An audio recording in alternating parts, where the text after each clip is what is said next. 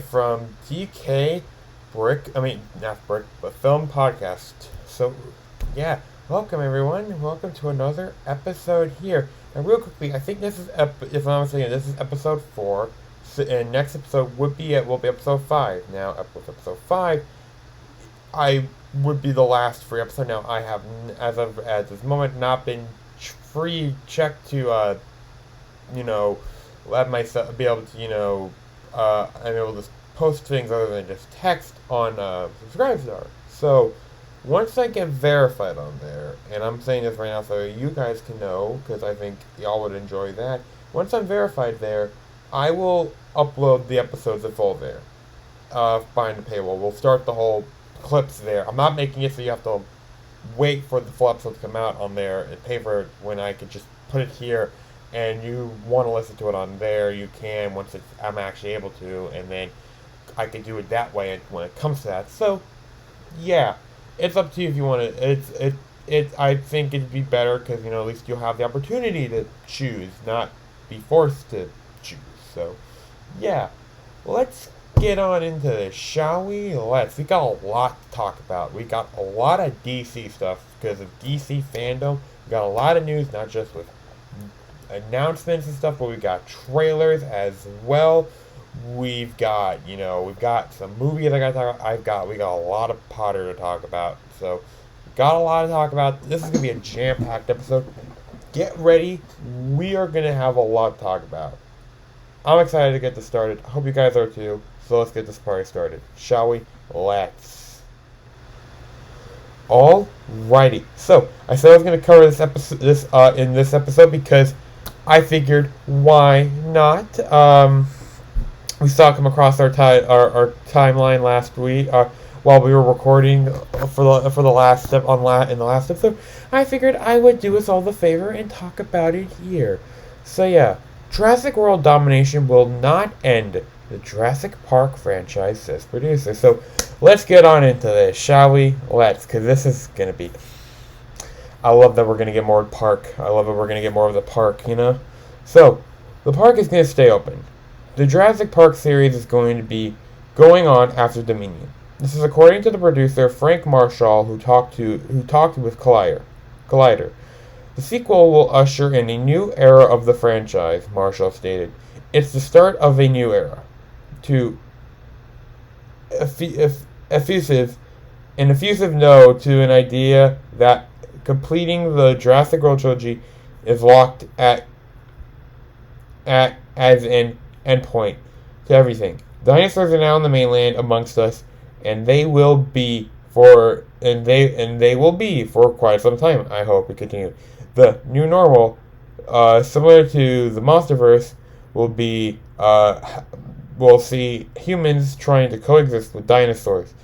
In other words, money is the language in Hollywood. Every franchise can continue to go on until there is any dollar left to squeeze out of a franchise. Real quickly, before we get into some examples of where that's failed, yeah, I kind of want to talk about the remarks before this. Yes, so the dinosaurs are among us, kind of like, and I believe what they mean by MonsterVerse is Titan is like Godzilla. So they're among us, so there's so much more stories to tell. They could be talking about a completely different universe. I could be wrong, but hey. So, that is something. That is that. Now, Jurassic World trilogy, there's going to be more park after this. There's going to be Jurassic stuff. Who knows what's going to be named after that, We'll see. It'll be very interesting to see. I can't wait to see that. I can't wait to see where they go with the franchise after this. This will be a lot of fun. It'll be real interesting. And money is the language in Hollywood. It's been for a very long time. You can't not go without talking money here in Hollywood. Hollywood is essentially, without money, nothing can happen in Hollywood. Really in the world, but still, Hollywood is the capital of we need money for this. So hey. Okay, so and that's why we're seeing so many sequels and all that for franchises. They're trying to squeeze out every single dollar, out of them, Terminator is a great example of this. We see that there wasn't any story left to tell after Terminator T2 Judgment Day, but that didn't stop them from making Dark Fate, which polarized the fandom. Dark Fate may be the last film for possibly a while, if not longer. Now, I have not seen Dark Fate, but I've heard not so good things about it. Now, I will give it a try, but I'm not optimistic about it. I heard not so good things about it, so yeah. I haven't finished all the Terminator franchise anyway, so I don't know if I will get to that movie, but yeah. I've only seen the first two films, so yeah. Okay. Okay, Jurassic World picked up after Jurassic Park 3, which literally reopened the park. We didn't know how the series will continue after Dominion. If Pratt and Dallas' stories are wrapped up, that it could be that dinosaurs eat man and women inherit the earth, given how similar things have done something similar, how this has been done similarly to have been done before, like Star Wars, females in charge. Marvel, we're about to get a entire group of females, be a bunch of female characters ruling. Captain Marvel's gonna be the leader of the team. What else? Ghostbusters 2016, I know that kind of started it all. Really. Yeah, those are the best examples I found. I know of that exhibit this, you know.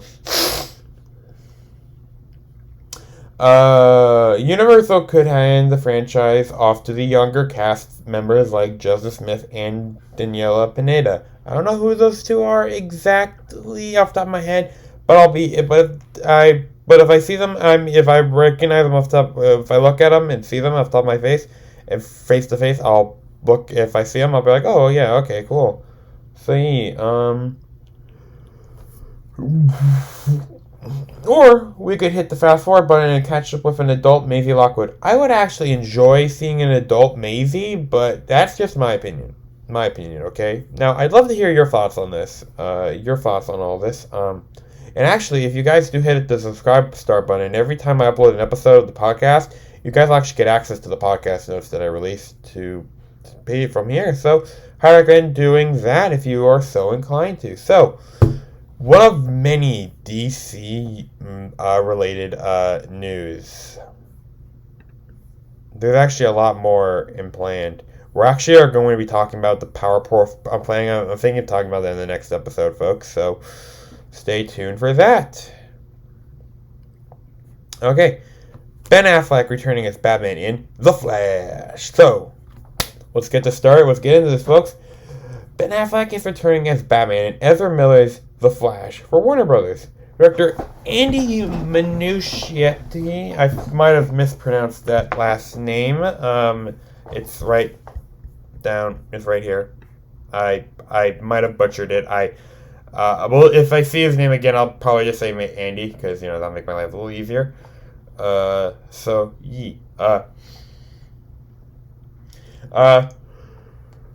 my God. Excuse me. Director Andy revealed for the news to Variety Fair in an interview. He told them that Affleck got the script a week ago and has agreed to do the project. The Flash will feature Miller's Barry Allen appearing in a parallel dimension and meeting different versions of DC's superheroes. Michael Keaton, who has played Batman before in Tim Burton's 1918 pick, to name one of his appearances,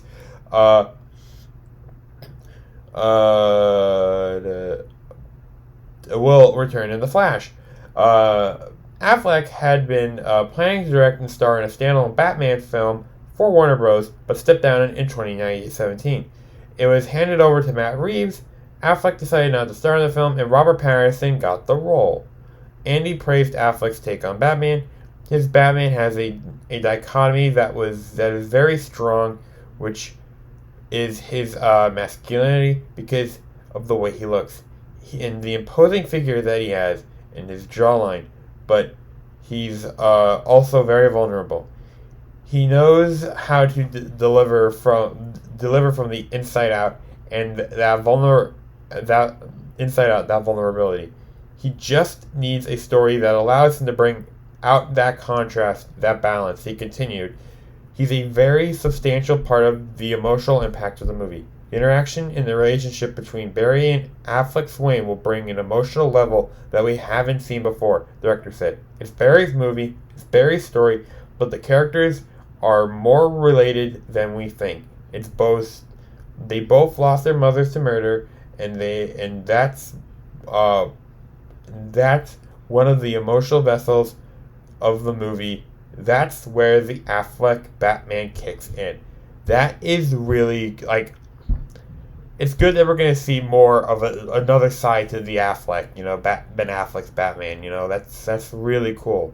I can't wait to see that. I can't wait to give him a look, I'm not a huge fan of Ben Affleck's Batman, but I mean, that's because of all, the other appearances that he's been. I mean, like in his first appearance, he was using guns, and it's like Batman doesn't use guns. But I'm sure with more subsequent films that he does, I'm sure I will like him. I'm sure I'm gonna like him, and I'm probably gonna get a lot more enjoyment out of him in this one than other films. So hey, let's head on. So we'll be now onto another one.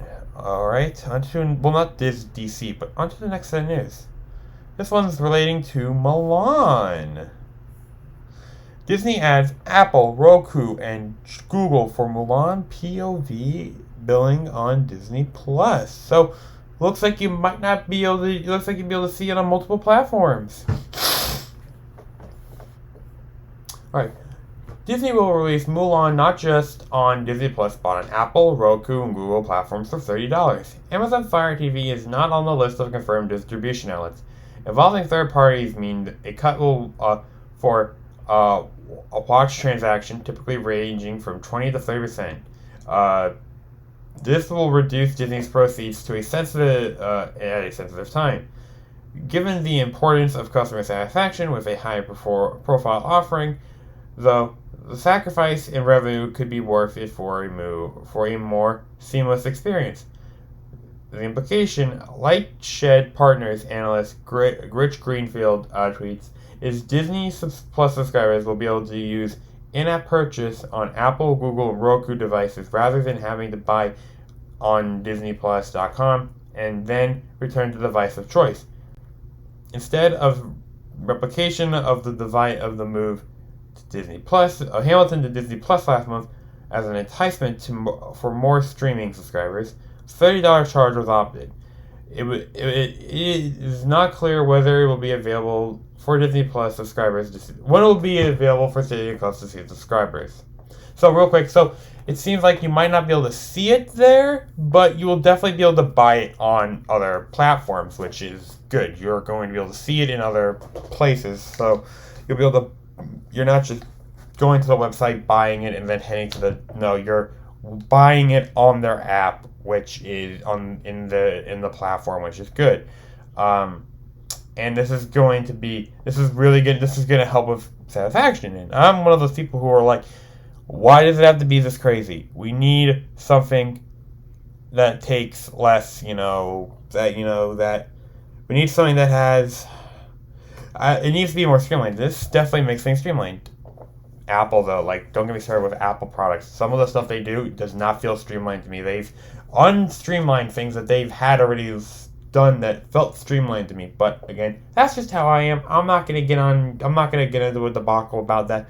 We can talk about that later. All right, at a later date if we ever do. But hey, so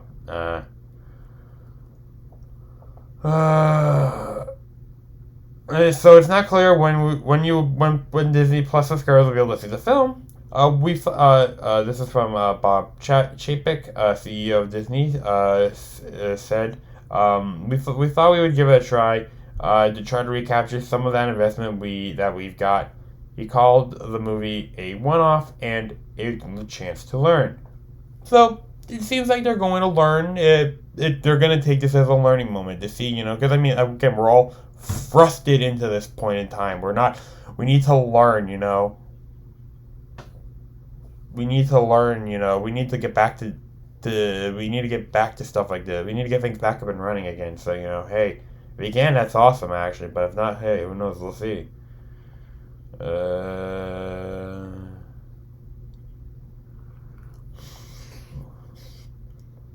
At a $30 price point, the company could recoup a good amount of its investment, plus a major new title also acts as a fairly large stimulus sign up for Disney Plus. So it seems like they're using this as a chance for people to come in and watch it.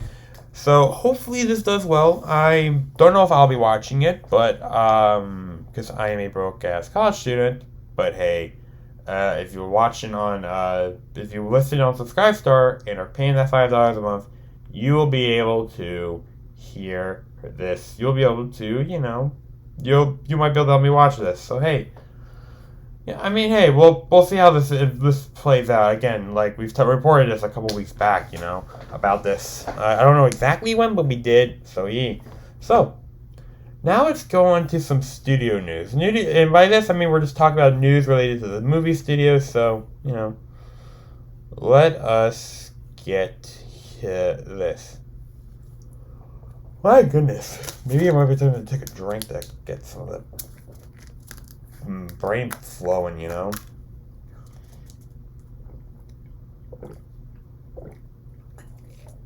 So, Universal, Microsoft partnered to develop cloud-based animation and live-action production processes. These are being designed for use on Universal and DreamWorks animation productions. So, Universal and Microsoft have formed a partnership to use the cloud to build a new live-action and animation production processes. Plans are to expand DreamWorks Animation remote collaboration workflow, which operates on a local private network. This is being used to continue production on upcoming projects like The Bad Guys. I have nothing about that film. We'll keep an eye on it if anything comes of it, but we'll see.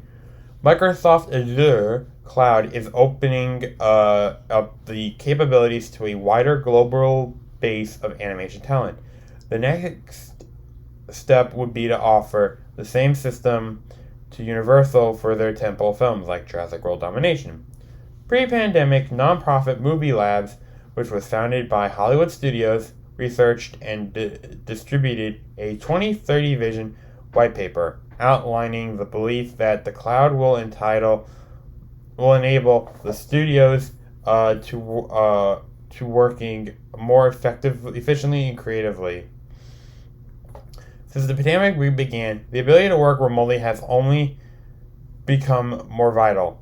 This vision is steering the Universal effort.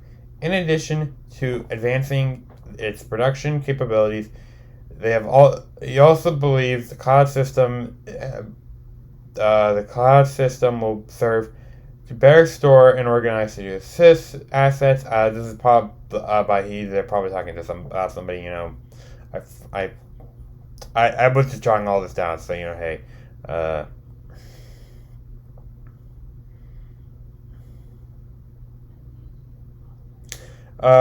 Together with the customers like Universal and DreamWorks, we are prioritizing cloud-edge technologies to help transform workflows, increase production output, and reduce friction and for creatives, said Hanno Bass, Media and Entertainment CTO at Microsoft Azure and former CTO of 20th Century Fox. Microsoft has also formed partnership with entertainment industries companies including Disney and editing technology maker Avid to develop cloud-based systems. Wise emphasized that the Microsoft partnership is allowing Universal to develop a non-proprietary systems. This is not just tailor-made for DreamWorks and animation or Universal, he said. The goal is a solution that works broadly for the industry. The pandemic put Hollywood's foot on the accelerator pedal. Vast ads of cloud applications. Microsoft is also developing systems for the business aspect of movie production, including tools to help studios manage safety procedures amid COVID-19. This is not just tailor-made for DreamWorks Animation and Universal said. The goal is a solution that works broadly for the industry. The pandemic put Hollywood's foot. as oh wow, okay, apparently I copied the same thing. Microsoft also is developing systems that for business aspects of movie production, including tools to help studios manage safety procedures amid COVID-19. So they're trying to find ways to make sure you can make their movies, so people can make their movies and get things worked on safely during the pandemic. Now, it's cool. Hopefully we can get back to things where with filming in studios and all that, because I'd really love to do that. I don't want to miss out on that, but hey, if it is what it is, it's whatever. We'll see how things play out in the future. Now we got a bit of Wonder Woman news, actually two, and then a couple of Marvel. So let's get on to the two Wonder Woman news. Alrighty, so now there might be spoilers in this article. I'm gonna preface this right now, but spoiler warning just here right now. I not got no problems with this one because this is a movie I'm not. After the next article we'll be looking at, I have not much more. I don't have much of a care of this for this film as I used to, but we'll see. But you'll kind of see why. So we'll get to that. We'll get to that though. That's after this because there's something they say in here that contradicts with what they say in that one. So we're going to get into that. So Wonder Woman 1984 creators confirm a few rumors, provide more details on the film. So let's get on to this. And once we get to a certain point, I want to talk about something I had an idea for the movie, which they're not going to be doing, it seems like, which I think is a way that wouldn't be good. But again, with what they're planning on doing, I feel like it could have worked out a lot better, honestly. Could actually work with their idea, but hey. Producer Charles Roven, Anna Oropata,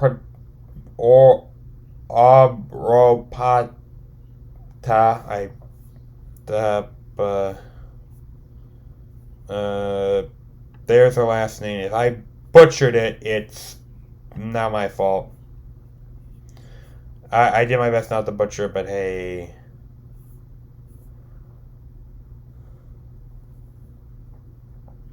Director Patty Jenkins and stars Chris Pratt and Gal Gadot shedded some light on Wonder Woman 1984. They discussed not just the film, but Trump, capitalism, what is wrong with America in their minds. Now, I didn't see much about that in the article, but we're going to talk about, there's some about that in the next one. So I'm going to just scroll this down a bit just because they're not, I don't want you, the tech areas might get annoying for you guys, so. The film finds Diana, Anna says, in a disengaged and lonely place that's no knock against the museum she works in Washington, D.C. At Washington, she confirmed a plot detail confirmed. She's slightly disengaged with the world and a bit lonely as the world whips around her. Anna said, adding, she doesn't really want to make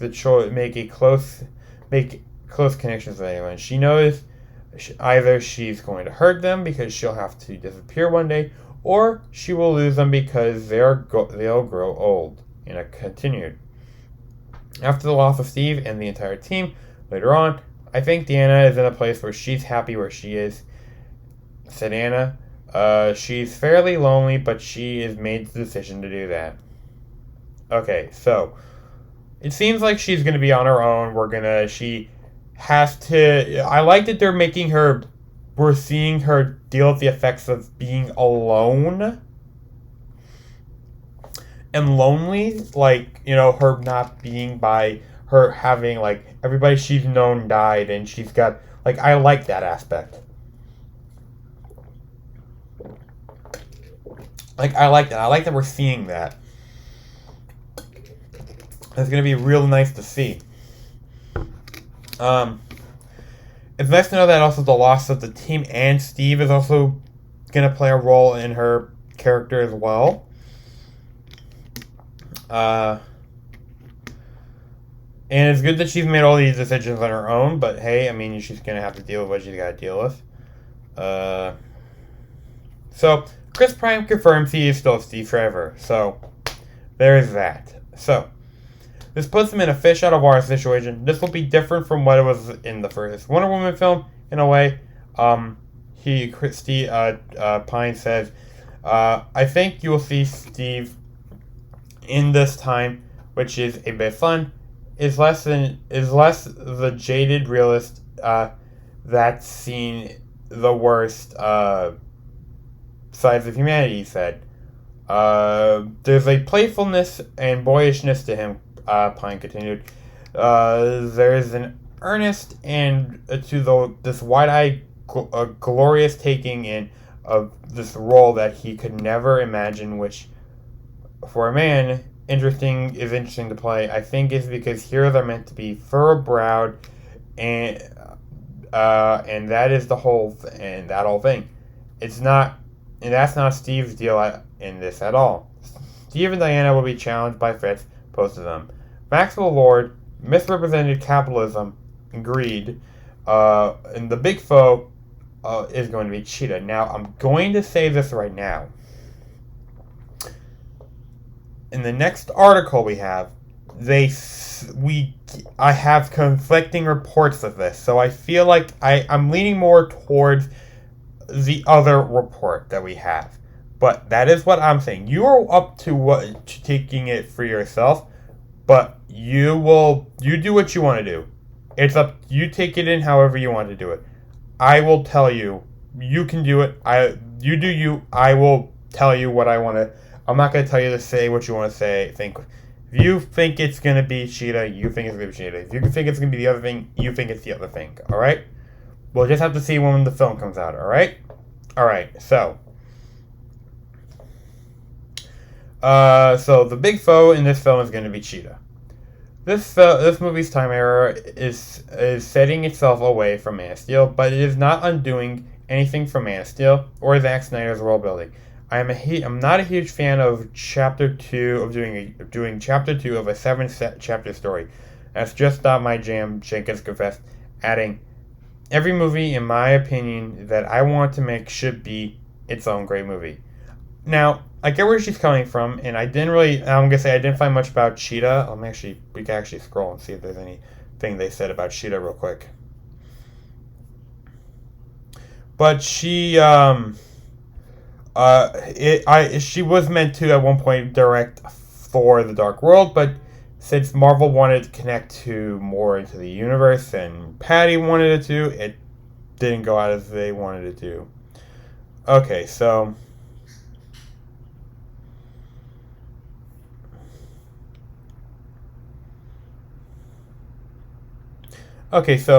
they talk about how she starts off as kind of a geek, could give the character both humor and the warmth that Diana sees in her, that we see, that in the audience see in her. So hopefully we'll like her, because Diana is invested in her.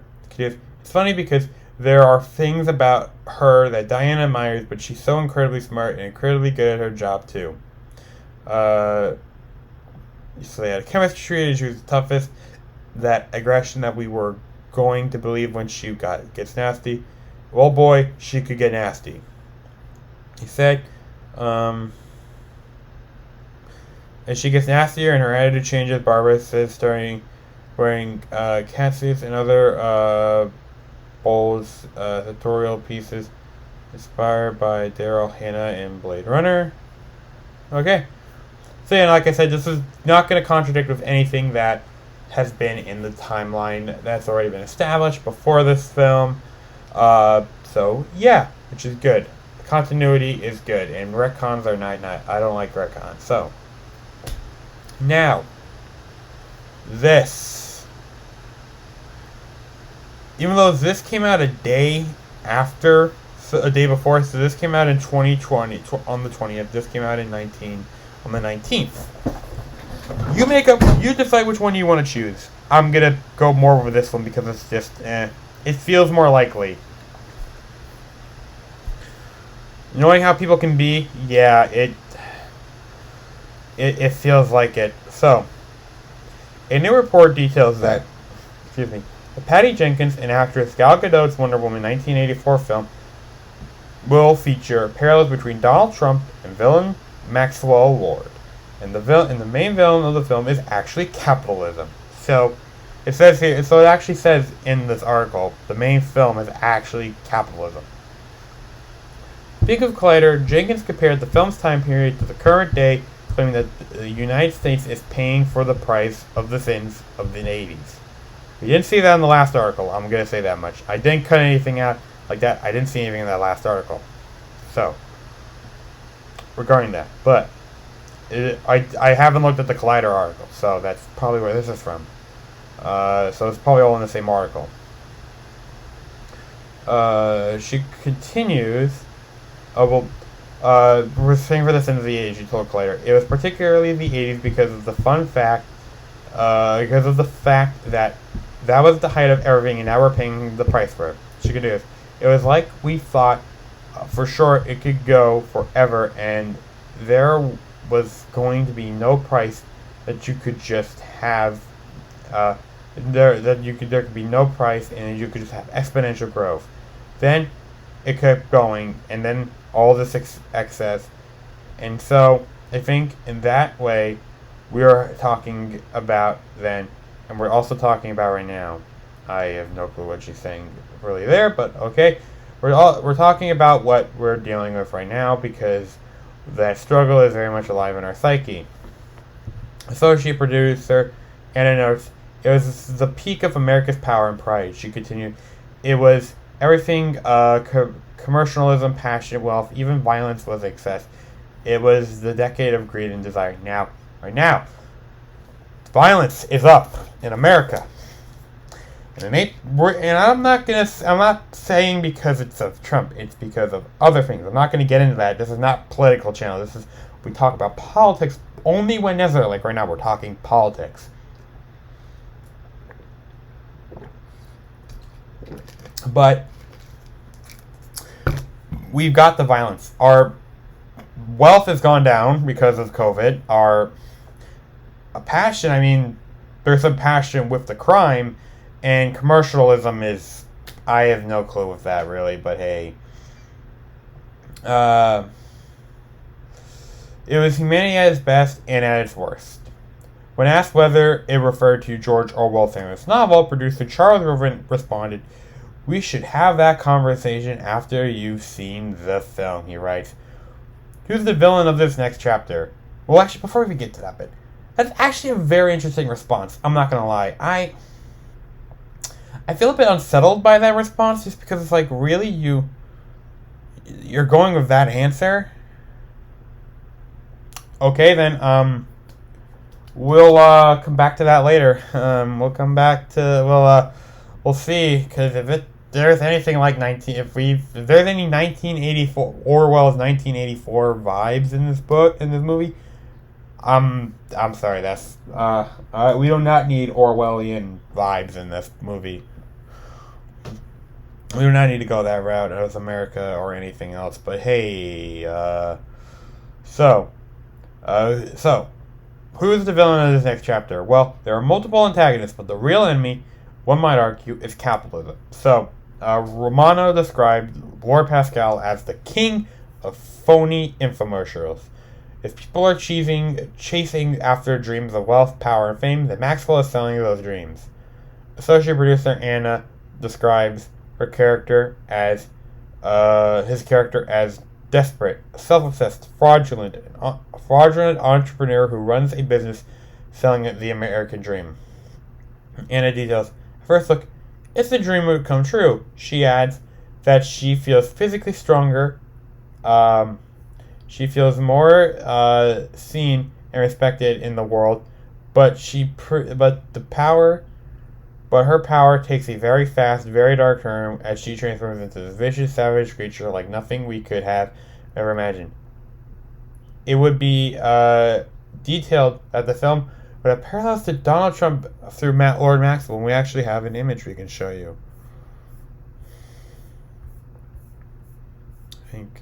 I know. You can just look at the image and tell me that don't look like Trump. But real quick, while we're here, I feel like they have a chance to use this for Diana. Maybe make Diana kind of feel like, if he can give anybody anything, If Lord Maxwell could give anyone anything, why not have him do the impossible? Give her Steve. Bring back Steve, yeah?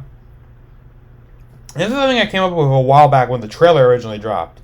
When the first trailer originally dropped, I was like, Steve coming back. How does that happen?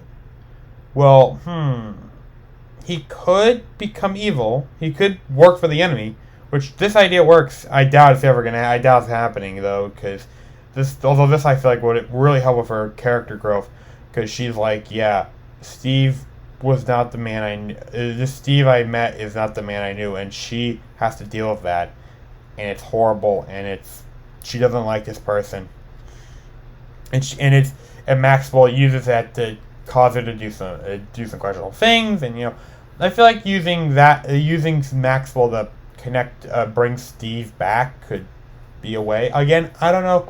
It seems like it's not going to be the case, though, unfortunately, but hey. Alright. It would be detailed that the film would have parallels to Donald Trump through Lord Maxwell.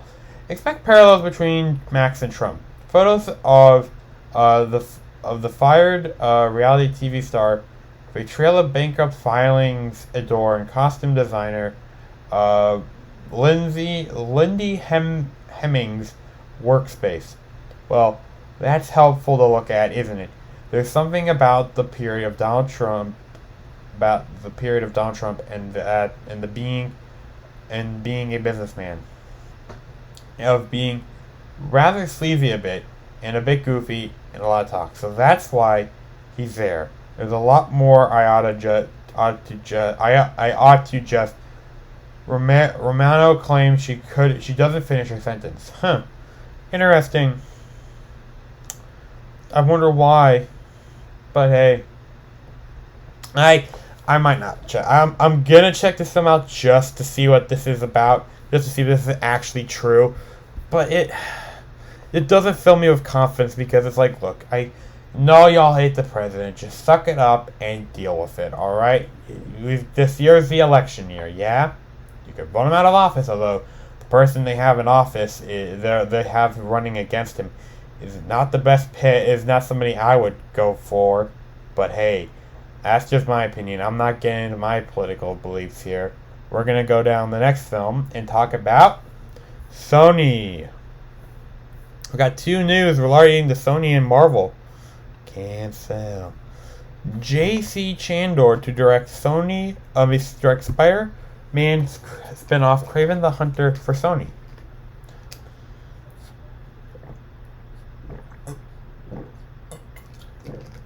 I'm trying to prevent my throat from being, dry here. This is a rather short article, so. J.C. Chandor is in talks to direct Sony's Kraven the Hunter. The movie will be hailing from Sony's universe of Marvel's characters. Is based on one of Spider-Man's woes.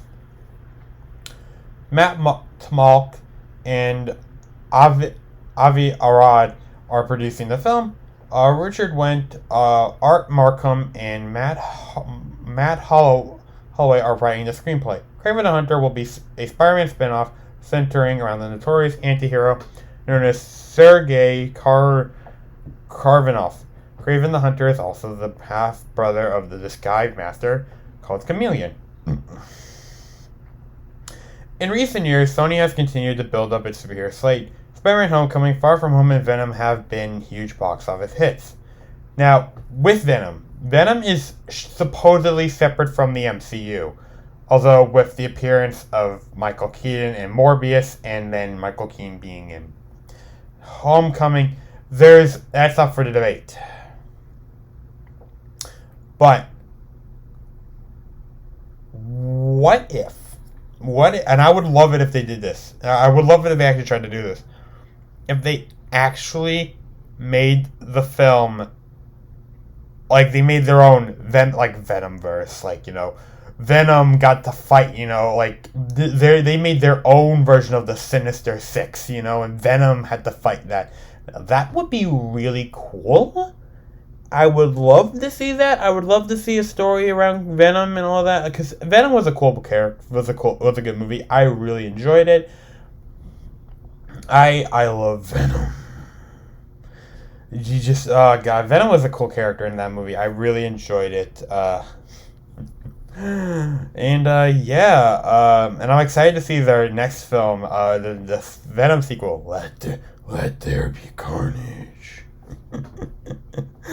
I'm sorry, I have to have a little fun with this. All right, I have to have a little fun with this. Okay, so Venom: Let There Be Carnage is their next comic book adaptation. The film was expected to release in October, but was delayed to June 25th, 2021. Morbius was meant to premiere this year, but will be opening in March 2021 as well. Which, again, I would have loved to have actually seen those movies. Morbius looked actually quite interesting, and then Venom: Let There Be Carnage was actually something I was like, ooh, get me, I want to see. But we'll see. We'll see how things play out. Now, we got one more thing related to Spider-Man, and then, technically Spider-Man and Sony. Then, on to some trailers. We got a lot of trailers to talk about here, folks. Olivia Wilde is set to direct female-led Marvel flick at Sony. This might be a Sony film, in the Spider-Verse, essentially. But still, in their Venomverse, but hey, we'll see, okay?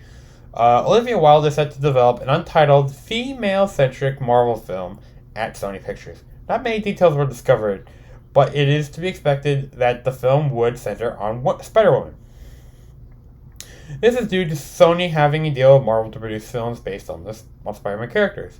Wilde has been one of the most sought-after female directors in Hollywood due to Booksmart, which we will look at. We're gonna look at that because I've heard I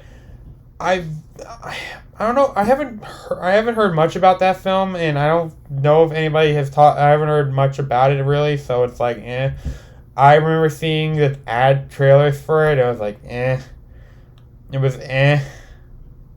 I really wasn't interested in it, so we'll take it as you want, take it as you wish. But hey, that's just my feeling on it. But I mean, again, I don't care if it's female centric. I'd rather care if I would like it to be good. If it's a female, if female centric is the more important than most important title. Most important thing in announcing a film, then I'm sorry. Then okay, this better be goddamn good because it's gotta be good. It needs to be good, okay? Wild has been one of the books for Katie Silberman, who worked on Booksmart with Wild, is set to write the script, with Amy Pascal producing and Rachel O'Connor serving as an executive producer. Wild, Silberman, and Pascal filmmaking team is already set up to do a film for Universal Studios that's described as a holiday comedy. Wild has lined up Don't Worry, Darling, a new line, which she will be starring in. And I believe she's also directing it. And Sony has been building out its slate of Marvel comic book heroes and homecoming success. Venom racked up $856 million at the global box office, and sequel Let There Be Carnage will debut next year. Sony has also done Into the Spider-Verse and Morbius. Spider-Verse came out last year and did pretty well, won an Oscar, and Morbius is set to come out next year as well. There are a number of Spider-Woman-like characters, but the one that is to be most likely is Jessica Drew. Is the Jessica Drew Spider-Man, which is the one I am most familiar with. So that's the only one I really know about. And it's because of an Iron Man comic I have, like a little graphic novel that's like 4 comics in it. She's in one of them, so yeah. That's the only real knowledge I know about her. She was with Jessica Drew Spider-Man, which was created in 1977. Sony has made it a point recently to emphasize comic book-based offerings with more female characters. Give us some male characters as well, Sony, please. Don't get me wrong, it's cool that we're seeing female characters, but it's like, I want to see males. In May, veteran TV director S.J. Clarkson was tasked to direct a film based on another character in the studio's catalog, Madame Web. In 2018, it was announced the studio was in development for a Silk movie, and the studio has also been in development on a Silver and Black movie based on the characters Silver Sable and Black Hat. So, before I get into the trailers, let's take a look at her, what she has done. She's known for being an actress, okay? She's mainly an actress, so Don't Worry, Darling, BoJack Horseman TV show. I've not seen that. Let's see. American Dad she's been in, or is in. Robot Chicken. I actually watched Robot Chicken. It's a good show. Tron Uprising, I've seen that show. The other probably shows. I don't know what show that movie. Legacy, that's a good movie. I need to check this out. I'm a Weird Al nerd. I love Weird Al.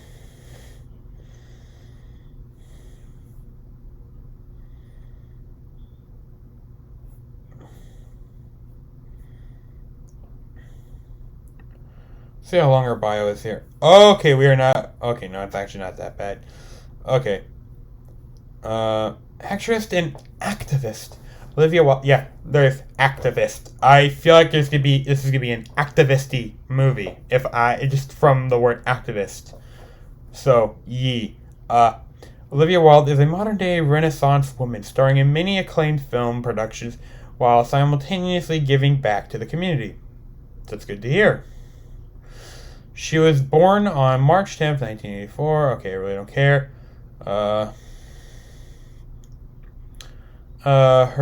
She was known for television roles as Alex Kelly in The OC from 2004 to 2005.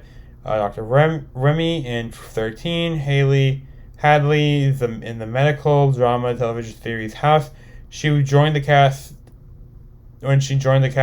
and appeared in the show until its end in 2012. Wilde is a broad member of the organization Artists for Peace and Justice, which supports communities in Haiti through programs in education, healthcare, and dignity to the performing arts. She has served as an executive producer on several documentary short films, including Sun City Picture House, which is about a community in Haiti that rallies to build a movie theater after the disastrous 2010 earthquake, and Baseball in the Time of Cholera, which explores cholera epidemic in Haiti. Wilde is known for roles in Year One, Tron Legacy, Cowboys and Aliens.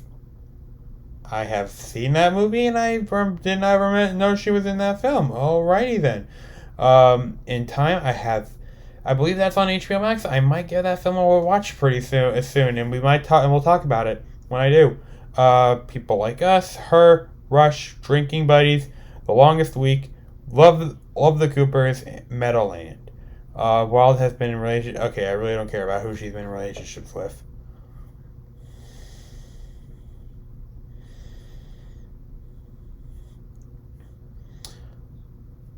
Okay. So, yay. Back to some of her stuff here. Directorial. She's mainly done shorts, except for Booksmart. Don't Worry, Darling, and a total Sony Marvel project is already, announced. It's been announced. So, okay, now let's take a look at Booksmart. I don't know if that's accurate or not, but a 97, coming from an activist-y point stance, that seems pretty,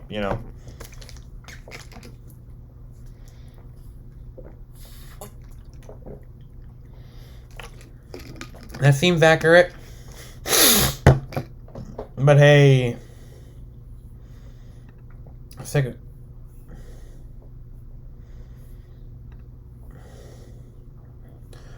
Okay, this got a 3.5. Well, I got positively surprised by the film. Good energy, well-written characters. Also, the sides, a kick-ass soundtrack, Nobody Speak by DJ Shadow blew me away. It seems impossible to make, again, entertaining teen movies, but this one proved me wrong. 2 point, is that 2.5? Dang, smartly done, but constant signaling of having the right politics was annoying. Yeah, this is 4.5. Super funny and well developed. Okay, 5. Okay, a feel good movie. I don't know. I didn't know I needed. I laughed. I loved. Okay. Best movie I've seen in a while. Very funny and heartwarming. This is 5 stars. Sorry, I guess some more substance. Oh. Okay, this guy went to town on that one. Don't get me wrong, I do want to read it, but it's a little too long. I do not speak that. This is for Olivia Wilde, with just a few directing credits under her belt, has hit the right buttons in delivering a unique comedy experience. It's frolicky and fun for the first hour, and then the drugs wear off, and there's a story of friendship underneath the damaged skin. Give it a whirl, you won't be sorry. The landing is a little rough, but that's just because the landing strip is too short. Let's take a look at this one. We have not seen a 1 star. Ooh. Okay. This has been more revealing. Oh, wow. It's a half star. Okay, I literally created a Rotten Tomatoes account to roast this movie. What a steaming pile of horrid writing and bad acting. But you know what really chips my butt? The reviews. Hardly any professional reviewers took this movie to task for being the lame, super bad rip-off it is.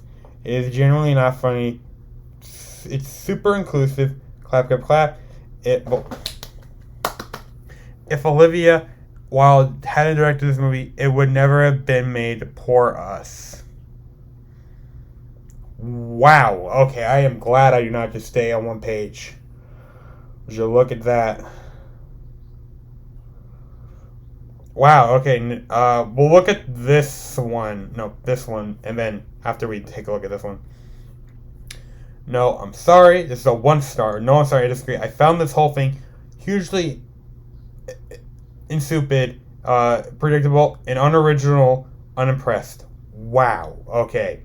I feel like the 1 stars are what are actually, like, the 1s and the 2s are what really give you the impression of the movie. Alright?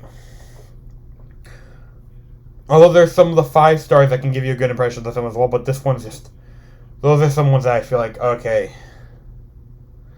Okay, and this is a 5 star. Enjoyable film with, enjoyable film that takes you back to high school and discovering who you are. Highs of the first kiss and the lows of fighting with your best friend. Really good pacing and energy throughout this. Review would recommend 100%. Yeah, I don't know what it's like to have my first kiss. I've never had my first kiss, nor have I dated. So I don't know I don't know what that's like. So I can't really talk about it. 3 stars. I feel like I've seen this movie before. Mainly, it was super bad. It hits many of those exact notes. Some scene for scene. Even the leads look like gender swaps of the 2 super bad guys. It's a pretty fun movie. I don't regret watching it once. I doubt I'll ever think of it again. It's a 2.5. Funny and quirky for protagonists falling into their adventures is refreshing. Okay, I want to read this one. Yeah, and then we might do this one, then this one, and then we'll go on to trailers. So, for the first time, this is a half-star review, alright? For the first time in my life, I had to stop watching a movie halfway. Not because someone or something interrupted me, but because this movie was so breathtakingly awful. Of course, I finished the movie later on, but I did very little to change my opinion. I watched a lot of bad movies in my lifetime, but this one was definitely the worst. Excessively vulgar, uninteresting, bizarre plot all over the place, poor character development, little to no common sense. Ultimately, this movie was, like I said, breathtakingly awful. I don't understand how it's rated so high. Yeah, I'm amazed by all these I'm loving. I'm seeing. I was like, I don't know if I trust the 5-star, the 7. What does it have? Can I see? The rating it has, it just doesn't feel like it makes sense. Yeah, maybe that's why people love it these days, but it's just terrible, and I'll need a therapy for this one. If this is really how schools in the States are these days, then the future looks bleak. I'm taking increase everything immoral. I'm talking increase in everything immoral. Okay. Okay, that just seems like it's just not the same thing. So this is a 1-star. Foul-mouthed and full of unlikable characters with a horrendous soundtrack. There is little beyond the quality of this acting and the camera work to recommend Booksmart. Okay, that explains a lot. That is good to know.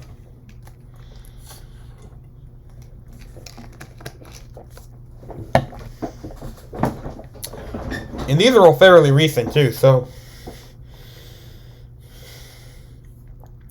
Now let's head to some trailers. Now, alrighty, so now let's get on into some trailers. Now let's just get Audacity recording here. And, yeah, we should be good to go now.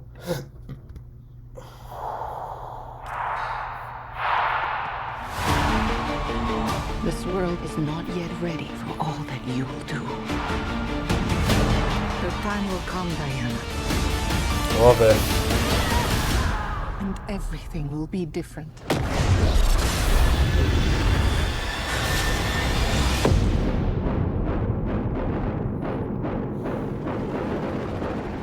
Citizens of the world,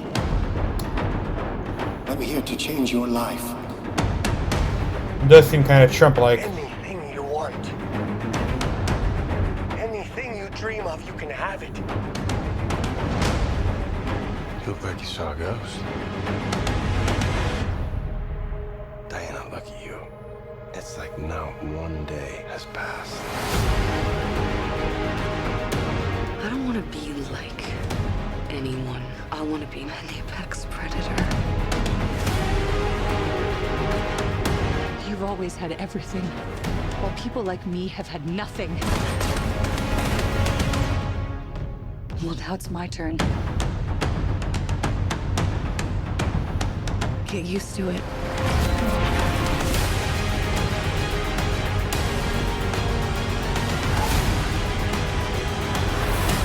I've never been one for rules. The answer is always more.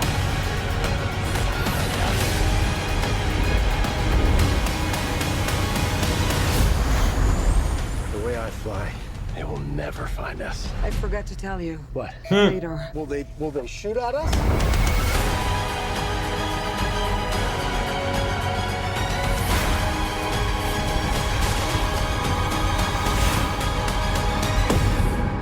Barbara. That's not who I thought it was.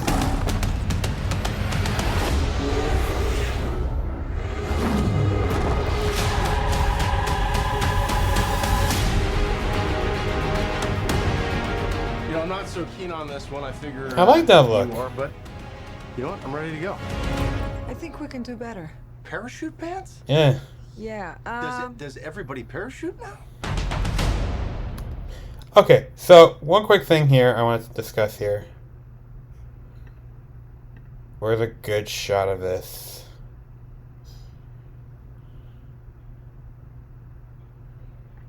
Here. So, I originally thought this was going to be Hawk Woman, one of the Hawk people, alright? I thought that was who this was going to be. Apparently, this is Wonder Woman. So, from what it seems like, and these wings are meant to come off. It would have been nice, actually, if it was Hawk Woman, one of the Hawk, like Hawk Girl. That would have been nice, really nice. I would have liked that. This section here, this bit here, where they're going in between this world, the present, and her time with Themyscira as a little girl. I liked it. Was such a nice little cute moment. Hopefully they explain how the hell she's able to frickin' grab a lightning bolt. Because that, like, that honestly, in my opinion, makes no sense whatsoever. I'm going to say this. After having read that conversation, Maxwell does seem a bit Trump-like. Alright, he does seem a bit Trump-like.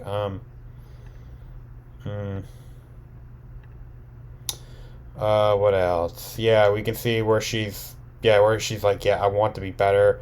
You know, I want to be like her. You know, I love how he's like, yeah, they know he's gonna shoot us to get us, and he's like, oh yeah, radar. And it's like, oh, what are they gonna shoot at us? What could you shoot? Yeah, bro, they might be able to actually shoot at you. So, yeah, good thing Diana at least told him. And where is it? Here. Is she actually able to grab clouds, or is that the invisible jet? If it's the invisible jet, and if that's what this is, then awesome. If not, then that seems a little OP for me, but that's just my opinion. So yeah, honestly, this is a good trailer in my opinion. Not bad. Feels like we don't get too much out of it, but yeah, this will only be in theaters. When does it tell us? Does it give us the release date?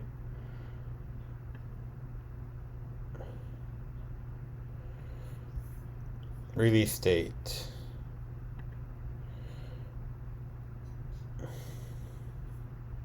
This comment right here, Barbara, what did you do? I turned myself into the most evil thing to ever curse the world. A CGI.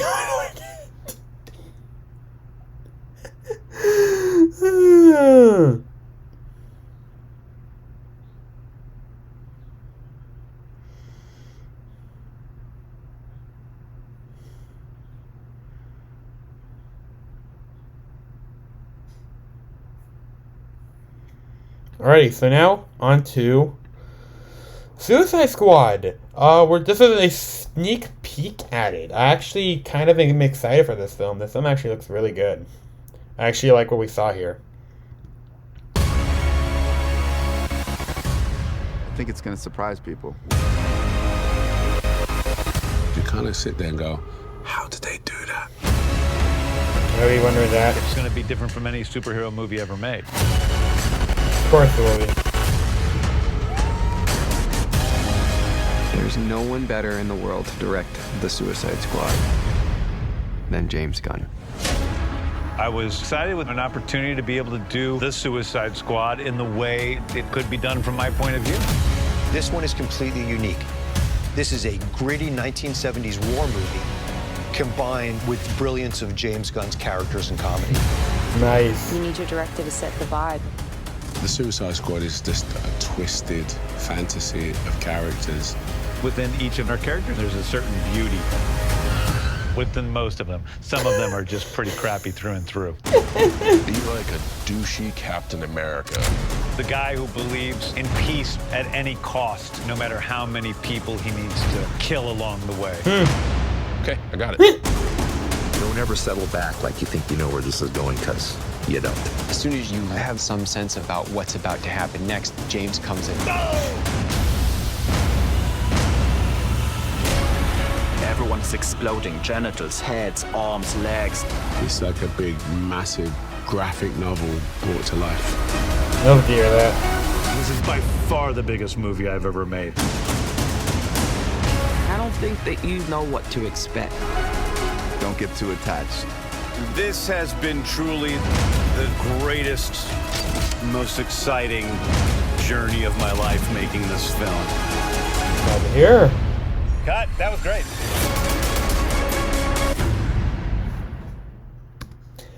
This looks good. Alright. I remember seeing a comment in here. Where was it?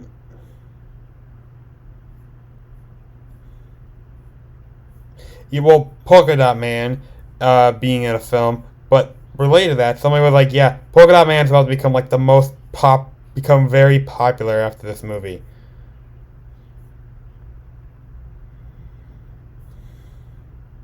Which is going to be very interesting to see. I can't wait to see him. I mean, I remember seeing him in like the Lego Batman movie, which was actually a really good movie. I mean, there's not really much to go over with this thing because, you know, it's just, you know, they're just showing stuff. I feel like all the stuff we've seen in here, all the All this footage, it's like within a couple of locations. I'm wondering, like, this, like, I can't believe that this is going to be crazy. This movie sounds like it's going to be insane, and it's going to be fun to watch. I can't wait to watch it. So, yeah, I mean, there's not really much to go over with this one, but on to our next one. Black Adam, teaser. 5,000 years ago, Kahndaq was a melting pot of cultures, wealth, power, and magic. Yet most of us had nothing, except for the chains around our necks. Kahndaq needed a hero. Instead, they got me. I did what needed to be done, and they imprisoned me for it.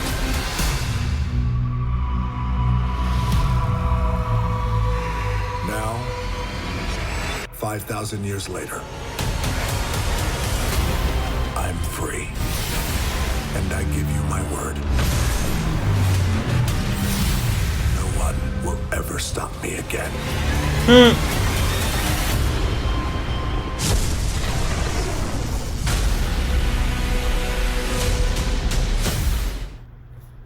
So, I'm just gonna say this, I'm unsure if this is a comic book or an actual movie, but part of me is like, this has gotta be a movie because I saw something where it's gonna be like, we're gonna have Adam and some other characters in here. So it's like, okay.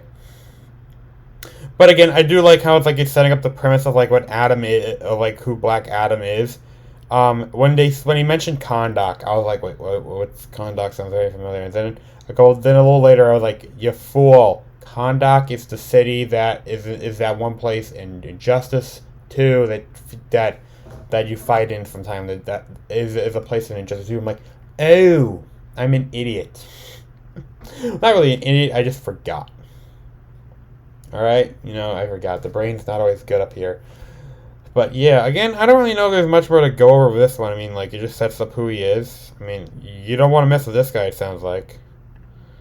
And I really like that logo. That logo looks real nice. I can't wait to see these two go up against each other, Black Adam and Shazam, This will be fun. Now, one more trailer. Wait, hang on. No, two more trailers. Yes. Got two more. One I'm actually really excited about, but we'll talk about that when we get to that one, Saving something special for y'all. Well, we got one more after we got three more. Well, two more after this one. So yeah. On to this one.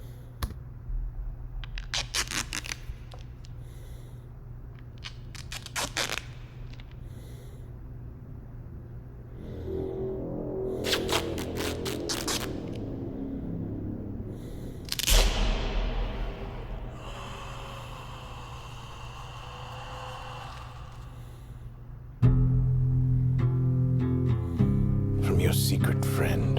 Underneath the bridge. Who? Topper sprung a leak. I like the tone of this trailer. I think I'm gonna like the tone of the film. Let's play a game. Just me and you. Any of this mean anything to you?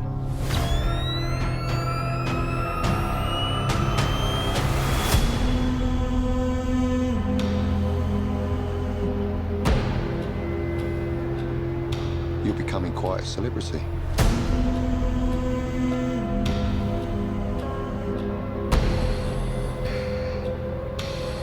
Why is he writing to you?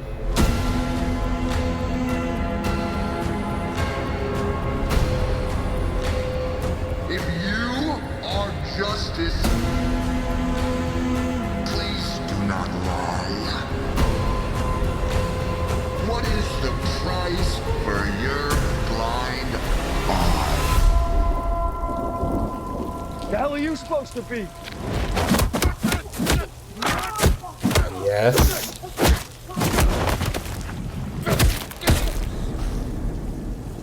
I'm vengeance. Hell yes. That's a nice looking Batmobile. Talk about more after this.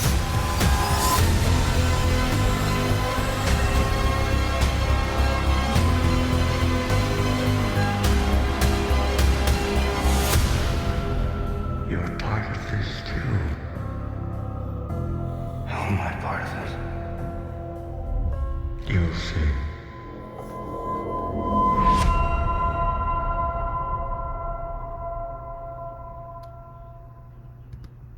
Only in theaters. Currently in production. Now, I'm going to say this right now. I like that we're going to get the Riddler in this movie. I also heard that we're going to get the Penguin and Catwoman in this film. I like that we're going to get multiple villains in this movie. I really like that. That's really cool. I love that we're going to get the multiple villains. The Batmobile. Where's the good... Where's the beauty?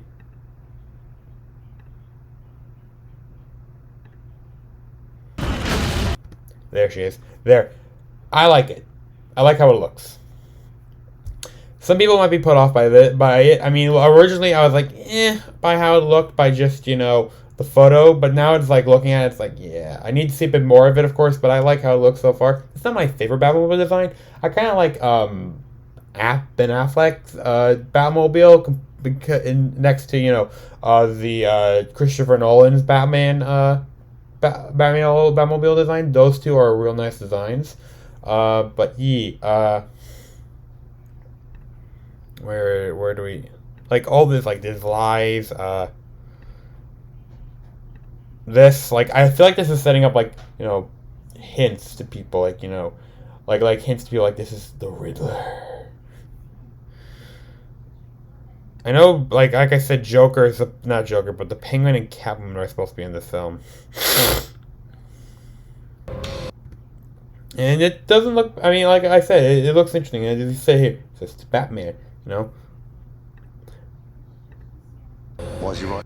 Now, don't get me wrong, Robert Pattinson, he does look like he could pull off a Batman. He does look like he pulls it off pretty well, honestly. He does kind of look like it. He does look like he pulls it off. I mean, if he was to kind of straighten out his hair and all that, but, you know, that's just because that's how he does. I mean, Bruce Wayne, I don't know if I said Batman, but Bruce Wayne. Right now, just like, you know, his hair being the way it is. Right now, in the scene, it could be a bit better if it was straight. But hey, if it was a bit more, you know, natural, normal looking. But hey, right now, how it is, it works. But I mean, of course, it's probably ruined. But hey,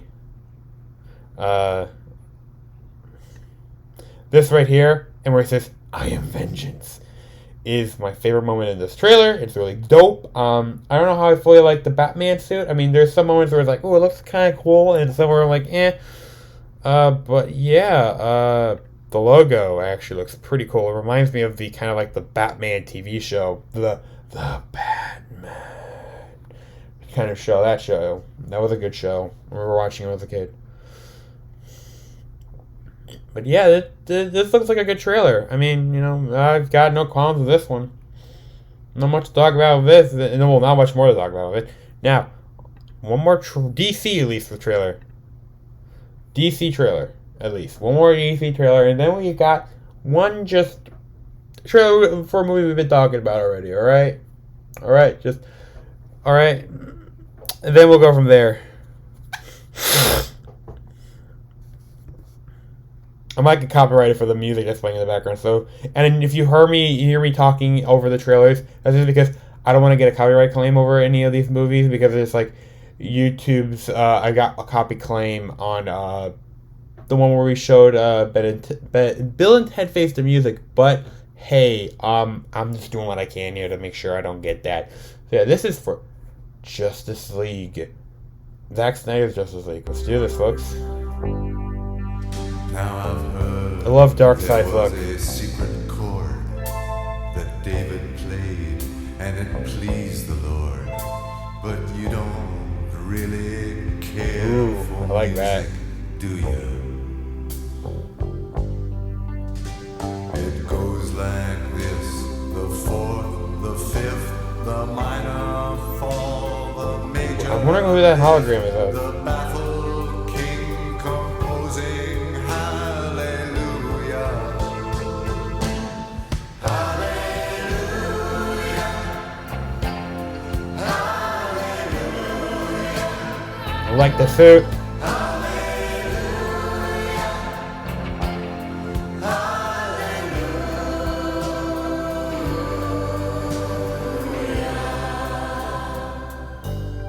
Flirting. I did my best wasn't much I couldn't feel, so I tried to touch. I've told the truth. I didn't come Interesting. to fool you. There's that side again. I wonder who that is. I'll stand before the Lord of song with nothing on my tongue but hallelujah.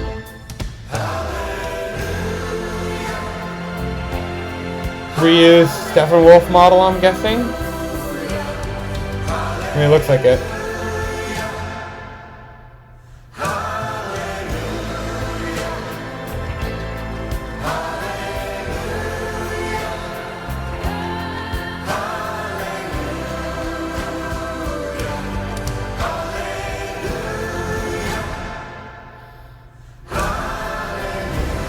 They look good together.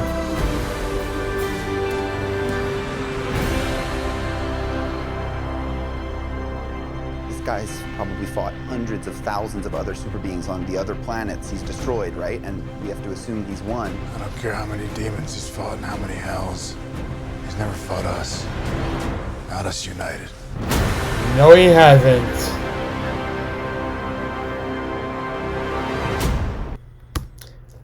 I am really excited for this.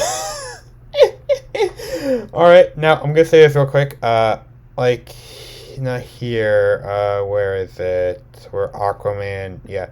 Here-ish, I feel like this might be reused footage from the movie, which I kind of expect. Where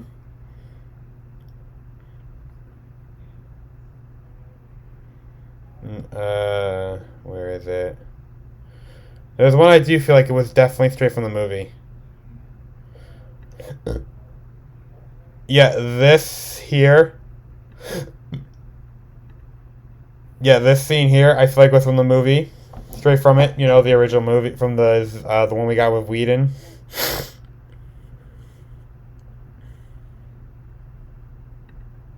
This little segment here, the, you know, Amazons.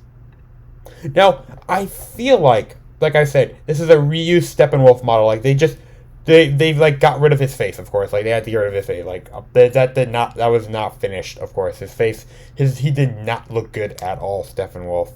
He needed to be finished, and this looks a lot better than Steppenwolf did, that's for sure. And this is already only a trailer, so, you know. I'm gonna say this, and I know I said it during the trailer, but these guys look great together. Like, really good. I love how they look.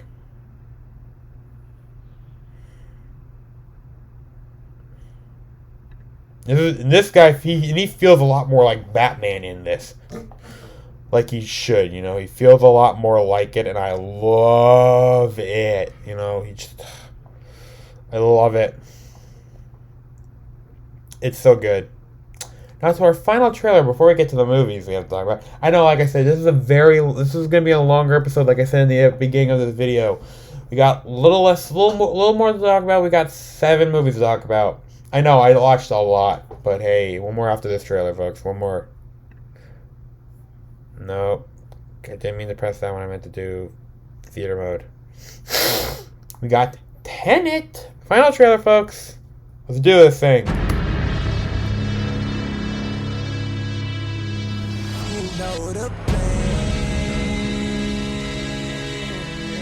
I'm not feeling the song that they're playing.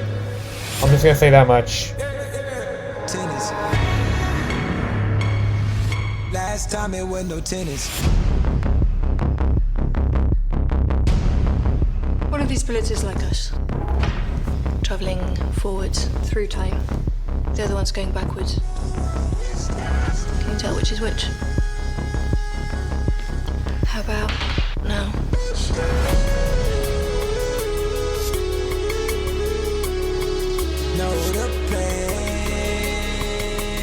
Why does it feel so strange? You're shooting the bullet. I love this concept. Whoa. I didn't win back in myself. I love it. Like hell, work, I risked it, pace yourself. How you living? Know you thrilling off a sinning. How I got my stripes and pendants backing out in the street. Run this wild, let it be. Rages out, gotta eat. Not a vibe, but away with the sound. By the way, counting down by the day. Obviously American. He seems nice. I invited him to the dinner. It's good with fists for a diplomat. There are people in the future who need us. You got something. Not gonna like it. Time isn't the problem. Getting out alive is the problem. Close the opera. Hit a red and blue outside, I think our options are. I run around the map, I had to line it up. I be swerving on the waves, it's like a line of moving verse on my turf, I'm out of line. I put in work, I draw the line and cross it first. I need the time, I need the search, it's just like fun and make it work. Skirt, in a verse, skirt. You have no idea what you're getting yourself into if you go through that door. It's slow motion when I dance. Well, I'm going, so any tips will be welcome. Ain't no time on facing scams. Tennis.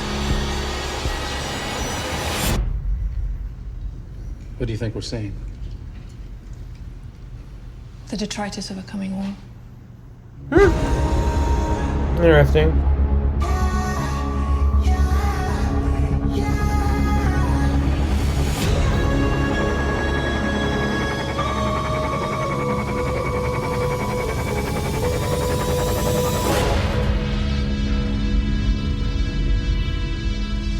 You want to crash a plane? Well, how big a plane?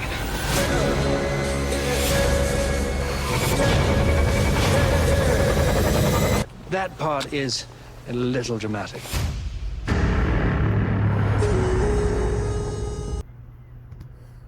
Okay, so I'm gonna say this much. I wasn't a fan of the music, but that's just because I'm not that semi kind of music. But again, if that's their type of music, go ahead. I'm sure they have it somewhere for you to listen to it. So yeah. The whole concept of time moving backwards and, you know, that's such an interesting concept, I'm not gonna lie. Like here, you're not firing the bullet, you're catching it. So cool. I love that concept. That's so cool. I really love it. Yeah, I mean, like here we go. I feel like this and this bit here are connected.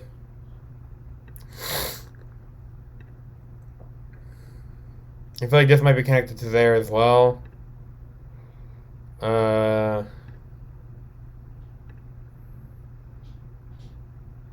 don't really know what else to talk about regarding this film other than, hey, look, they're trying to stop war from happening, which is really interesting.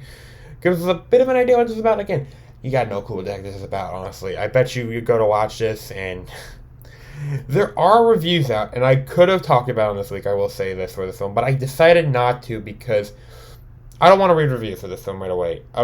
From journalists and all that. I'd rather read them myself and talk about them myself, like when we go to that point, and talk about it, like maybe compare and contrast them when I get to that point. But because one of them is like, it's something you can miss, some of them is like really good film. It's like, I'm not getting into that today, folks. We're not talking about this.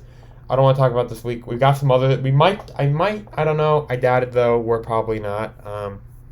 There was one where I saw.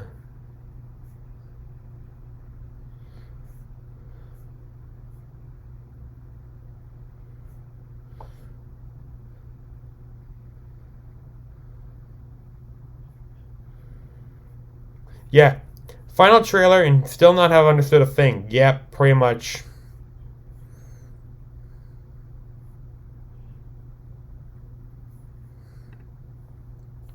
Memento, time moves in reverse. Inception, time moves slower. Interstellar, time moves faster. Dunkirk, time is running out. Tenet, time runs out. He loves using time in his thing. First trailer, unnerving, provocative, strange. This trailer, auto-tune.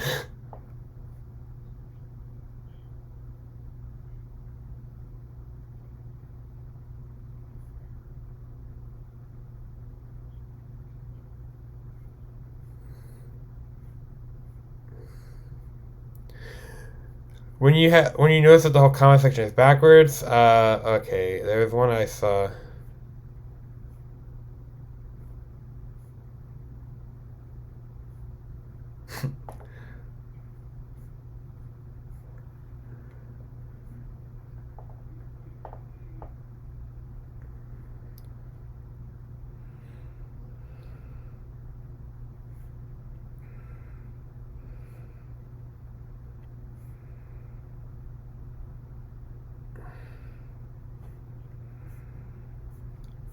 Okay, yeah, this one's a good one. First trailer, me, don't understand. Second trailer, me, don't understand. Third trailer, me, oh, I didn't understand.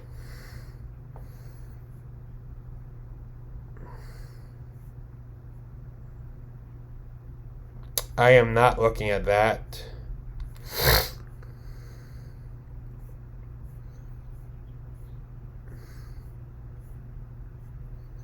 There is one more that I saw that I wanted to show.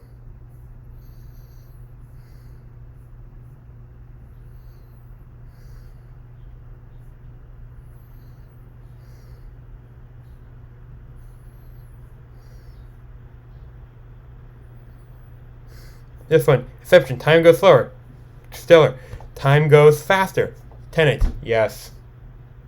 But there is one actually that was actually quite clever with all this. Though I'm not finding it at the moment. I'm trying not to take forever here, folks.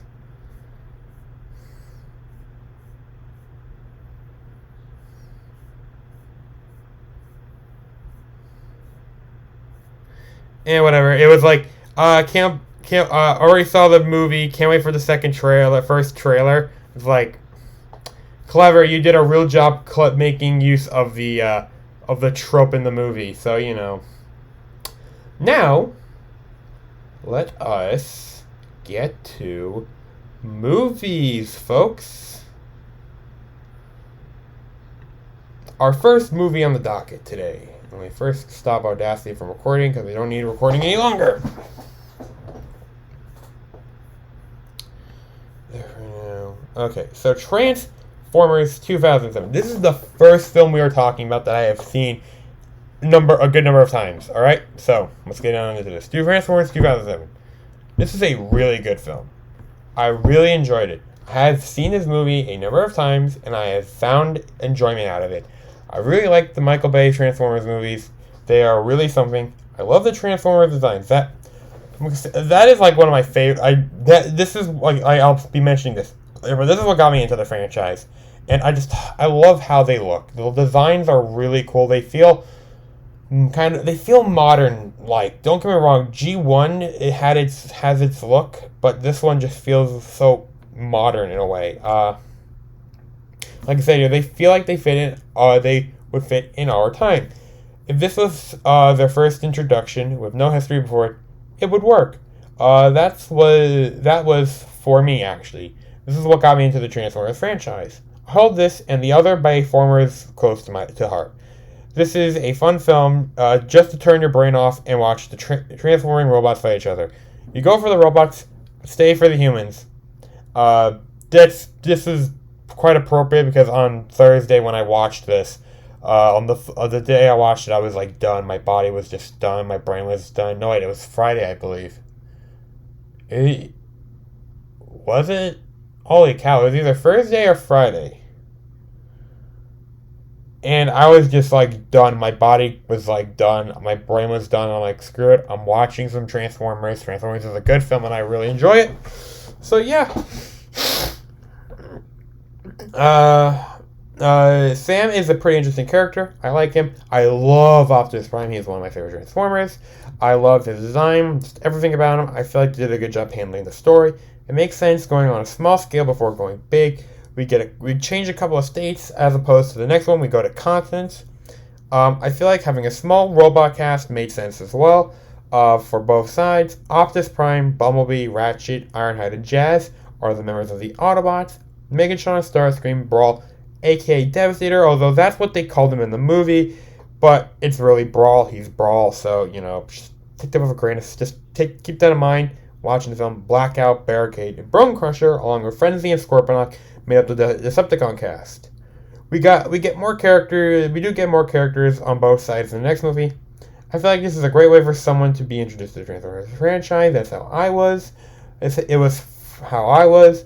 The movie made me want to go play with my Transformer toys. Unfortunately, you can kind of see the boxes behind me. I am in the middle of packing for a move that will be happening soon, but so there is that. But back to the film. It was well done. The story is quite enjoyable. I enjoyed the characters in the film. Sam, like I said, I enjoyed. I also enjoyed Michaela. Simmons is one of my favorite characters out of the entire franchise, honestly. He is In later films, I just love his character. Same as parents. CGI still holds up for being made in 2007. The music is pretty good. I love the narration happens at the beginning of the film. That is one of my favorite aspects of the Transformers films, and I don't hate, but I just like that was knocked out off to the side after the first Transformers film, for the fourth and fifth Transformers movie. But it's whatever. It could have been. It was alright. Music is pretty good. Michael Bay did a good job telling the story of the film. All around, it is a really good film. So yeah, Transformers was one of the films I watched. On to the next one. And now on to a whole lot of Harry Potter. You won't be hearing this for a while. That's for sure. But we'll get on to Harry Potter, shall we? Let's. So, Harry Potter and the Prisoner of Azkaban. This was a pretty good film. I enjoyed seeing the progression of Harry in the film. The Dementors were quite scary. I really like how they were designed. It really added to the scariness of them. I also noticed that the tone in this film was way different than it was in the last two. The last two were more lighthearted compared to this film. The film felt more dark. You could see that in not just the coloring of the film, but also the tone of it as well. It felt like this did a good job of setting up the tone for the rest of the series. Sirius Black was quite a cool character. I hope we get to see more of him in the series. I'm going to like Hermione more as the series goes on. She is like one of my favorite characters of all time. I'm just letting you guys know that. I'm going to like this Draco Malfoy as the series grows. He's such a little shit. I also like that we get to see more of the Wizarding World as time goes on in these films. Mike Newell did a good job telling the story of the film. The actors were pretty good. CGI still holds up in the places, and John Williams did a good job of the score. All around, pretty good movie. The score did not sound like Star Wars at any points, I will say that much. Yeah, it was a good film. I really enjoyed it. We'll see where we play it after we go for all these films. We got quite more to go through. So now, Harry Potter in the Goblet of Fire. This is a different language. I didn't realize until now, but whatever. I don't care. Needed it for a reason anyway. So alright, Harry Potter in the Goblet of Fire. This was a good movie. Definitely continuing with the dark tone that the last movie set it up. I like that this film introduces us to different schools. I would so try to date one of the girls in the all-girl school, wizard school. I forget its name, to be honest. You're welcome to remind me what the name is in the comment section. Harry, Hermione, and Ron all were pretty good in the film. I didn't like that there was a rift between the three, but they came back together, which is nice. I am surprised that Voldemort returned. That is something I did not expect to happen in this film. This is also where I stopped with the books. Well, really is the third book. I started with this one. It just I like that we got to see more of Hogwarts. Hogwarts is cool. I love Hogwarts. I'm actually gonna I'm a huge Lego collector. I'm gonna say that. You might see that in when I do make my new room, lay out my new room, how I see all the sets I have displayed. But I do want to buy all the sets that create Hogwarts. I want to build Hogwarts with those. That would be really cool, to be honest. But that's one thing that I love with every movie. We get to see different parts of the castle. They also seem to be having trouble with Defense of the Dark Arts teacher. I'm not gonna say this. All the way even up to the last, even in the seventh movie, up to the seventh movie, we don't care anything about a dark arts teacher. But even before then, it's like every movie we get a new dark arts teacher. It's like, bruh, you need a good you keep getting these good dark arts teachers, but you need to make sure they can stay. They got nothing that could make them end up leaving. Like, my God.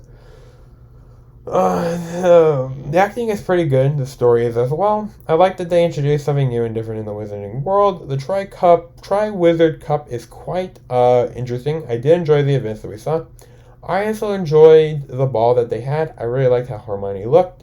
She looked stunning and quite beautiful. The CGI was good as well. It still holds up. It is probably better than the last one. from what I know. The acting was good. Mike Newell did a good job telling the story. Patrick Doyle did a good job with this movie. He did a good job. He did a good job making the music feel like the previous movies. All around, this was a pretty good film. So that was the fourth movie, and now on to the fifth one. Right? Yeah, I believe that's the fifth one. Yeah, that's the fifth one. There's so many of them. It's like, I wish they just did like Star Wars Episode 1 title, Episode 2. It makes my life a little easier when trying to remember what the name of the movie is, as opposed to Harry Potter and it's all of them have the first four, have the same four letters, same four words. Alrighty, this was also a really good film, Harry Potter and the Order of Phoenix. The things got really good in this movie. I hated Umbridge. She was just a spoil sport, to put it lightly. I really liked Luna. She was pretty cool, along with Hermione and Harry. Ron was cool as well. I really enjoyed what happened in this film. I loved the final fight of the movie. It felt like it was giving us a taste of what's to come in the coming movies. This movie did answer my question of what Voldemort was up to. I like that Harry and the crew taught people how to defend themselves against magic. Hagrid is still pretty cool as well. I feel like the CGI holds up to this very day. The Dementors look a lot more creepier in this one than they did in the third one. Davey Yates did a good job telling the story. The story was well done. Acting was well done. Nicholas Hopper did a good job with the music in this film as well. It all fits some of the other ones. All around, it was a pretty good film. So yeah, this was a real good one. This was a good one as well. You enjoy Luna, the little girl, the girl all the way back there. I kind of don't like that she's all the way back there, but she's all the way back there. She was awesome.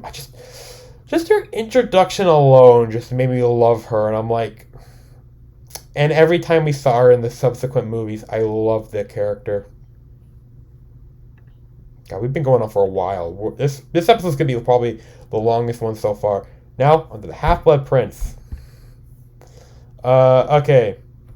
This was a pretty good movie as well. I like that we got to see a lot of Dumbledore in the film, though I did kind of feel like it was foreshadowing his death. It still caught me off guard, even though it was spoiled for me. I thought Hagrid died in the film. Thank God he didn't, though. I love the guy. Back to Dumbledore real quickly, though. He is a pretty good character. I really enjoyed his character. I also enjoy Fred and George. I love that the fact that those two have their own shop.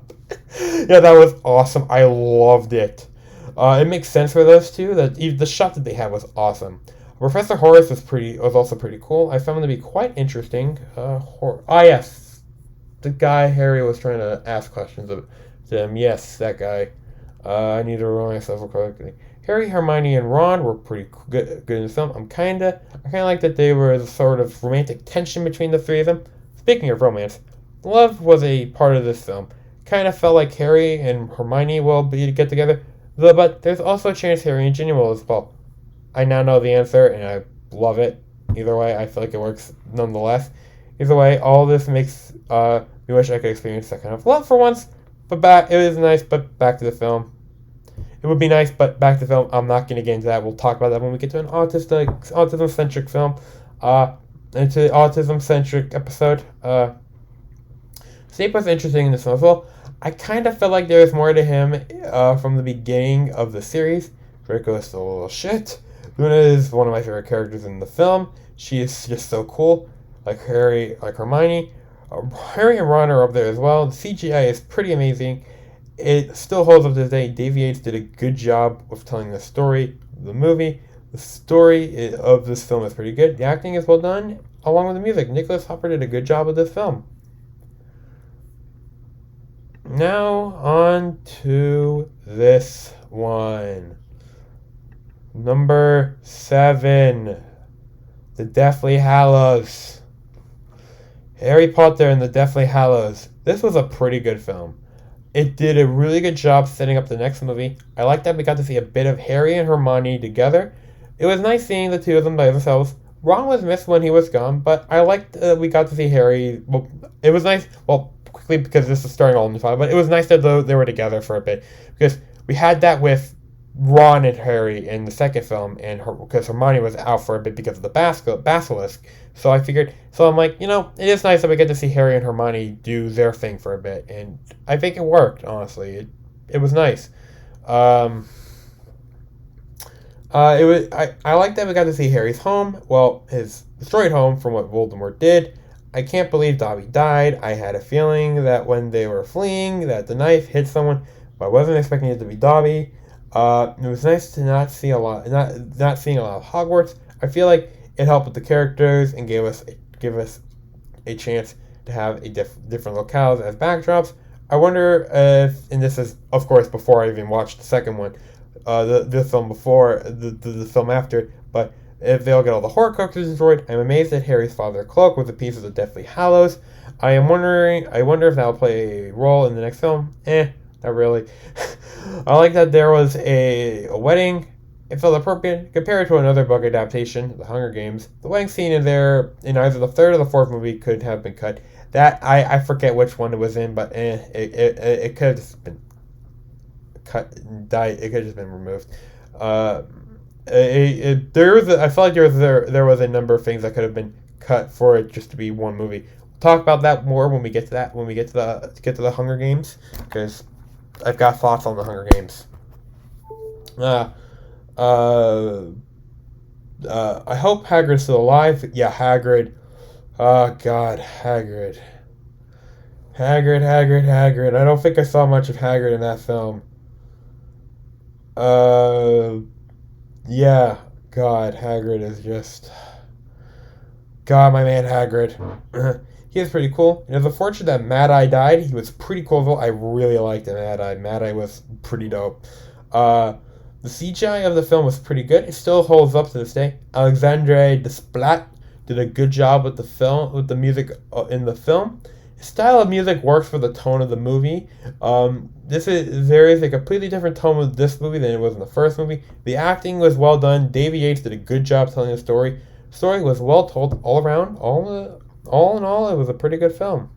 And the last film, yeah, I went through all of them before recording the day before recording this, folks. All right, well, really 2 days before, but still, whatever. Okay, I'm now in college. All right, let's not get into that right now. Okay. Harry Potter and the Deathly Hallows Part 2.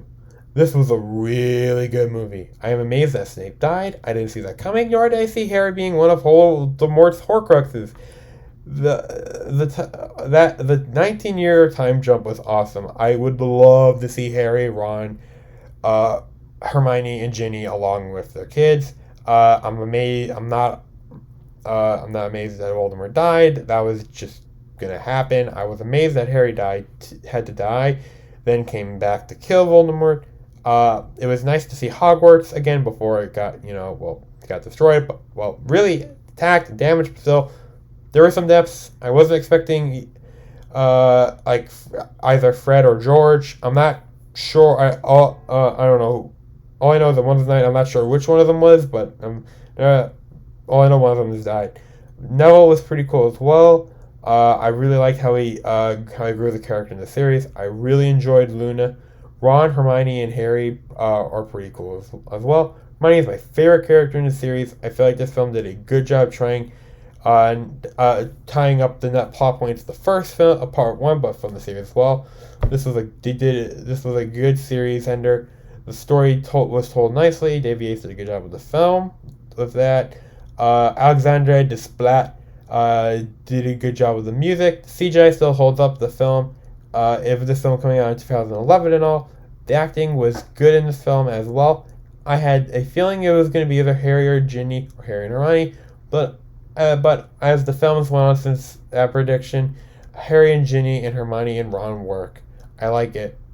All in all, pretty good film, pretty good series. Now, about reading those books, actually, before I say that, there is one thing I do want to say, and I'm going to swap over to the browser real quick, so we can do that before. Now, one thing I noticed with the films is that they seem like the tone seemed to get darker and darker and darker and darker in a way.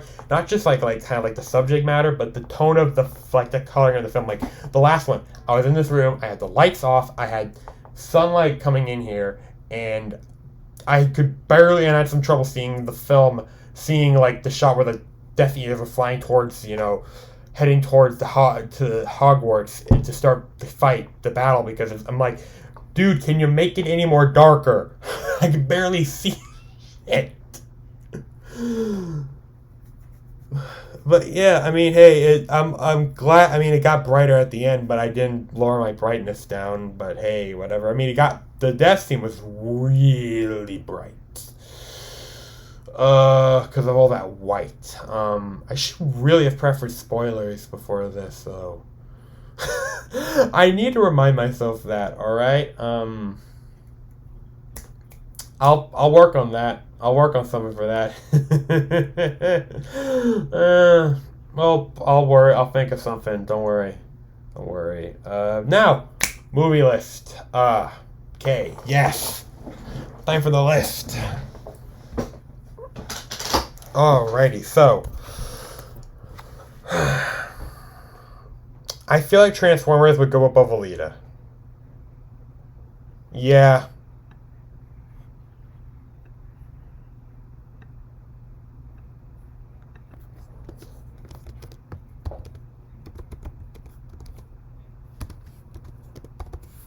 I'll add this later. Don't get me wrong, Alita was good, but Transformers, I mean, that's got a special place in my heart. I might move Alita to above that at some point in the future, but again, we'll see. I mean, again, things might change as time goes on as I rewatch films again, because, hey, it's been some time since I'm recording this on the 25th of August, so hey, and this is the first, and this was done on the 1st of August, so hey. Yee. Okay, now, Potters. Which Potter film, where do these Potter films go? I feel like The Prisoner of Azkaban goes above Chamber of Secrets.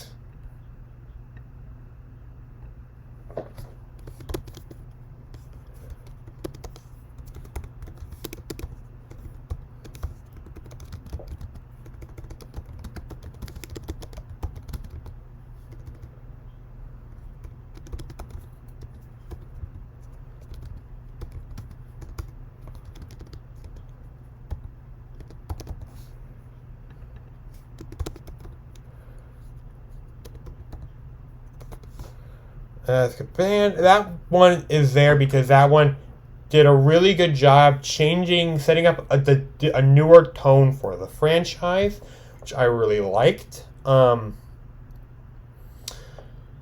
of Fire.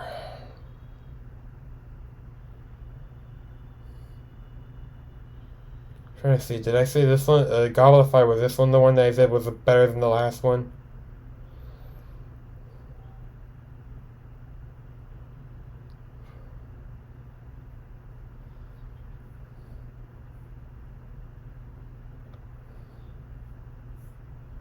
The other one. Well, I know where I'm going to put Order of Phoenix, so that's for sure.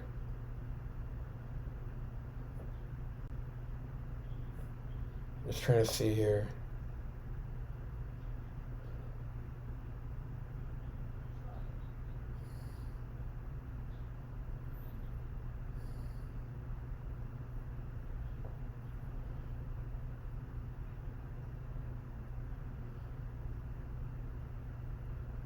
Okay, let's put, okay, this is probably, okay. Yeah, I stand by that statement. It's not just going to be, no, it's not. I'm thinking of putting a couple below this and maybe in between there, so Harry Potter, and this one also is up here because of the, introduction of other schools, not being in a school year, which was nice. That's for sure. Not by being a school year, not showing off, being a bit different than normal, which was nice. For sure. Yeah. Okay, now, this is going to be the last one that's going above everything. Half-Blood Prince is going up here, because that one just... not Half-Blood Prince, but Order of the Phoenix.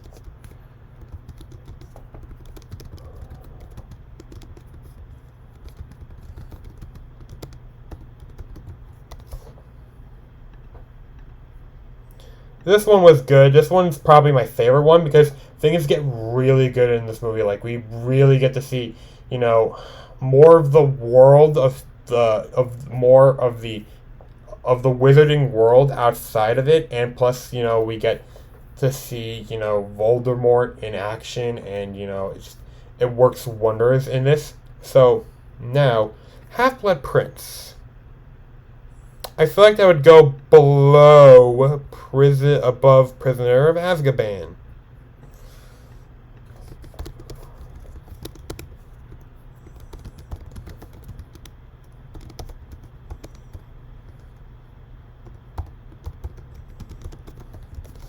Prince, that one was good. I mean, again, Dumbledore's death was a bit, but hey, it was good.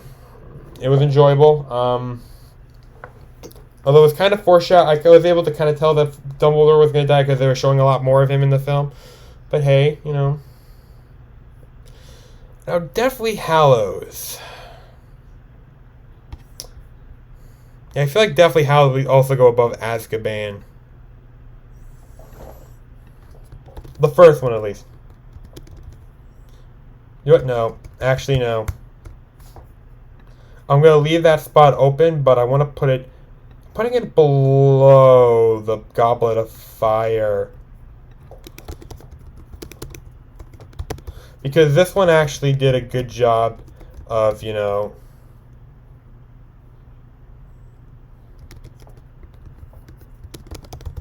This one did a good job of having us in a new... keeping our characters outside of a locale that is new to all of us. So... which is good. I really liked that. That was really enjoyable. As for 2, I'm really leaning for it to be above Part 1.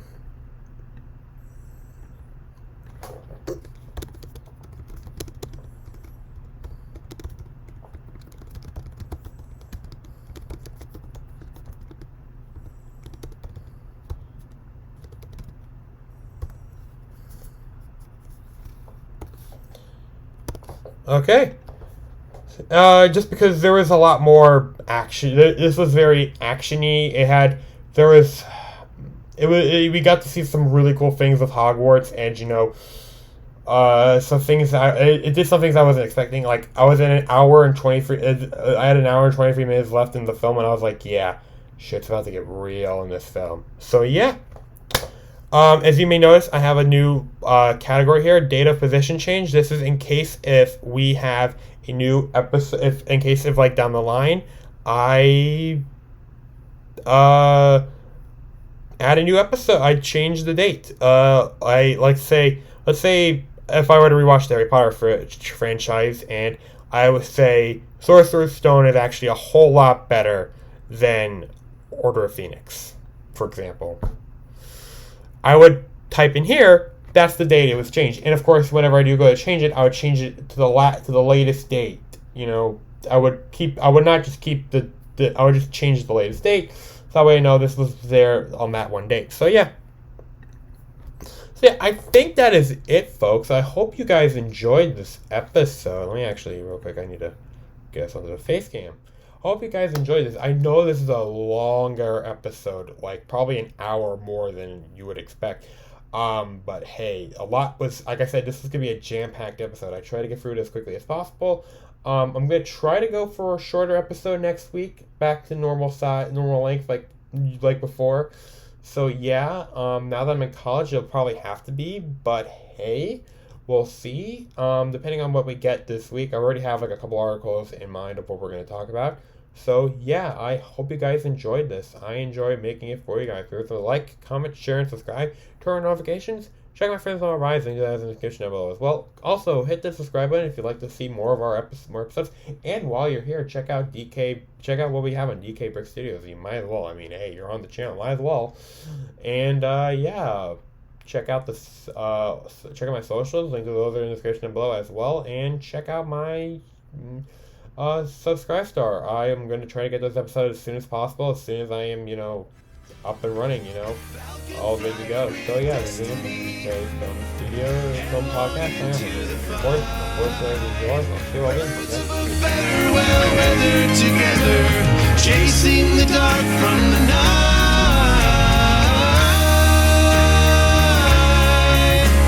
Trust in your feelings and find a new hope.